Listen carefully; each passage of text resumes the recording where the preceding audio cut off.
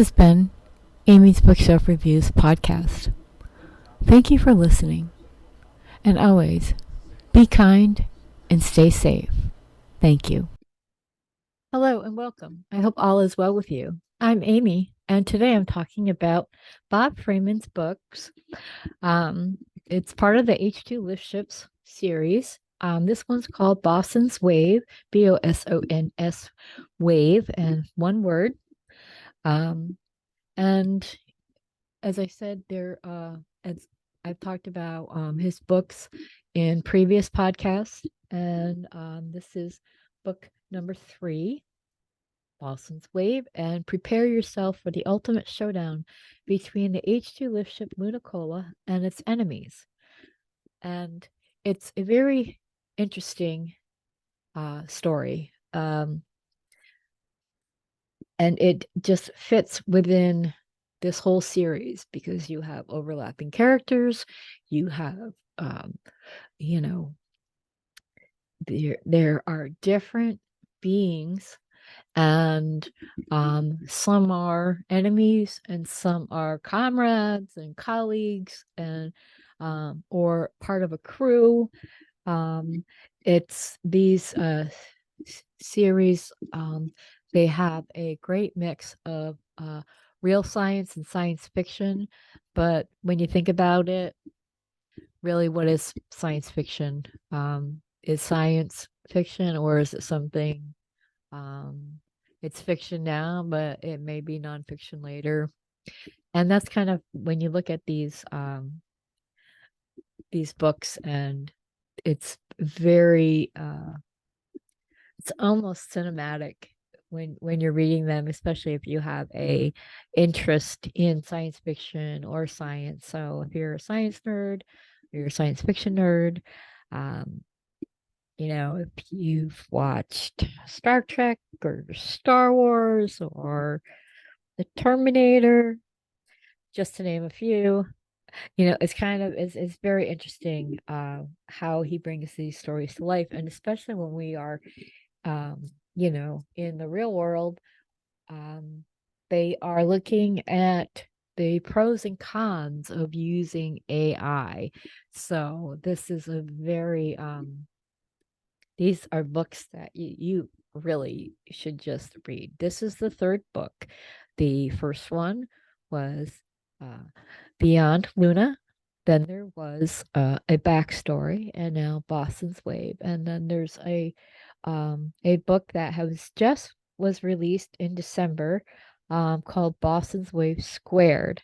And I've talked about that book on a show earlier, because it was for its release.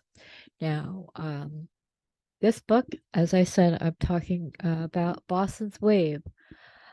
We try to make a nice, friendly space opera. Sure, it has passive-aggressive families, gambling, cheating, and double-dealing, but nice. Still, watch your back. Solar sail cargoes travel between asteroids and Goldilocks core. And now Hive Mother of the Heliopause and the Hive Sisters in the Heliotail are fighting. And they turn into a full-fledged biogel war. The Solar Sail crew of the BosonsWave and Captain Herb and Eastern Mountain Gorilla in the Heliospheric Navy are fighting the algae rockets for control of biogels. On one side, we have tools and weapons invented by the sentients after eons of development. Biogel laser rifles, ham radios, ship-to-ship bolas, nuclear bombs, biological weapons, and a tomato surprise. On the other side, accumulations of brainless algae have joined with the angry biogel computers calling the shots. Captain Graciela and her crew and the Heliospheric Navy have a battle on their hands. So it is, it is full of great things, this book. I have chosen to read part of chapter 3, and it's the title of it is The Biogel Workers. The leading edge of the heliopause sparkled as the cosmic rays, photons, dust particles, and the dark energy hit Sol's cold border. It was the void, but not the empty. The sentience on the stabilized asteroid managed the maturation of young gels for the Biogel Consortium. Gelact 6 headed towards the cafeteria to pick up his crew and find the assignment for the work session. His comm flashed the active work color, orange this time, and selected workers' comm lit up to match. Okay, you workologists, clear your plates and join me at the upper airlock ready room.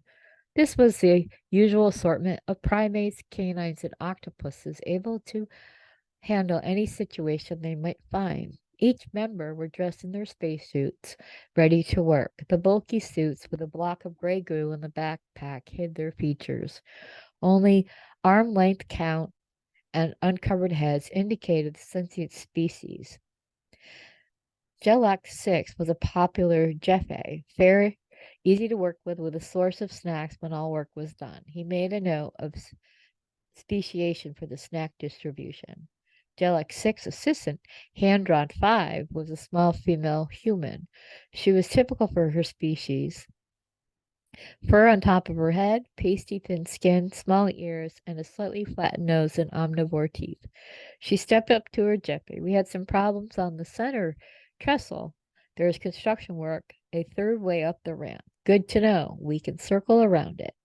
I better make sure we have enough air goop in the tanks. Right, the goop is pretty good this time. We didn't use the full supply. We were out for an extra 2 Earth hours.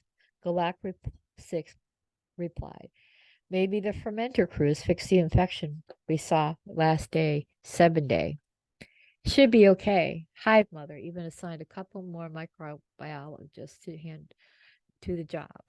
Hand-drawn 5 paused before replying. You know, they're talking about a metering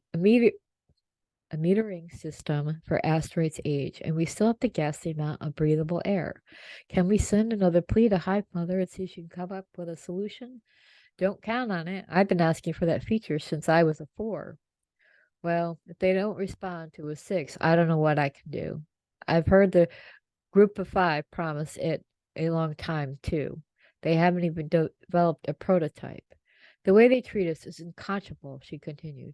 You'd think we'd support the workologists better. It's bad enough we have to eat the leftover gray goo for every meal. I know they can afford real food imported from the core. This is just the last straw. They have to measure the air in the goo before they fill the tanks, but they won't give us a way to track it when we're out on the grid. Maybe we need a union. Galak 6 nodded. An answer would drive the conversation further down the asteroid hole, not the way he wanted to go. Hand-drawn 5 peered out toward Sol. On a different tack. You know when the next hauler is due? Nothing specific. I want to refresh our snack supply. I agree.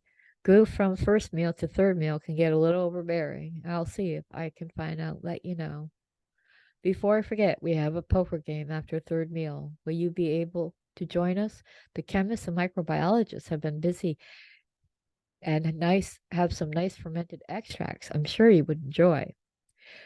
Gelact 6 nodded again. Words could be incriminating, and there was no telling if High Mother or her minions were listening. He didn't get to be a 6 by overplaying his hand. He ended with a curt, my air is your air, closing out the discussion he had followed his hive-chosen crew out the cafeteria. And there is more chapter 3. It's one of those, it's a long chapter, and it's really interesting, and so is the book. You just, once you read it, you want to just kind of keep on reading it. And go on to the next one. So, if you're just starting the series, you have 4 books to read, and I'm sure once you read the first one, you will be dying to read the next 3. So, and to share my review before we end this episode, 4 stars, a great read, the 3rd book in the H2LiftShips series. The story is like the others where it reads both technically and entertaining, filled with depth and curiosity. Fill it with dysfunctional families, loads of flaws such as gambling and backstabbing. The story takes the reader to a new destination, entering a war not of their making. There are new enemies and allies to consider. I'm a definite fan of this author.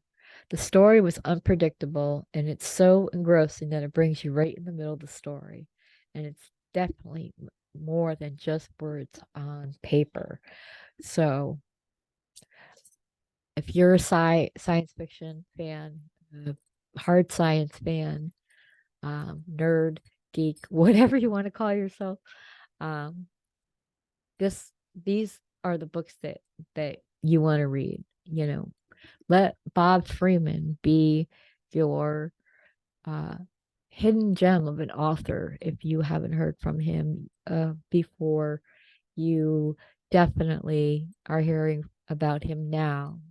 And his work, it's worth the read. So I highly recommend it. Um, but if you're an author who wants to be on the show, or you just want your book to be on the show, go to amysbookshelfreviews.com/podcast for more information. Thank you, and I'll talk to you next week.